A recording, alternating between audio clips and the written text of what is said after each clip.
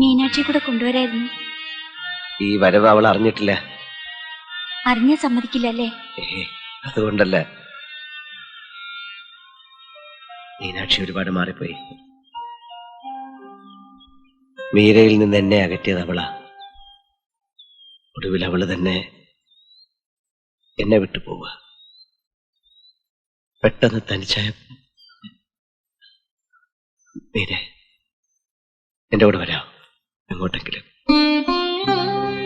ഉണ്ണിയോട് എനിക്ക് പലപ്പോഴും ദേഷ്യം തോന്നിയിട്ടുണ്ട്, സങ്കടം തോന്നിയിട്ടുണ്ട്. എത്രയോ തവണ ഉണ്ണി എന്നെ വിളിക്കാൻ വരുമെന്ന് ഞാൻ പ്രതീക്ഷിച്ചിട്ടുണ്ടെന്നറിയോ?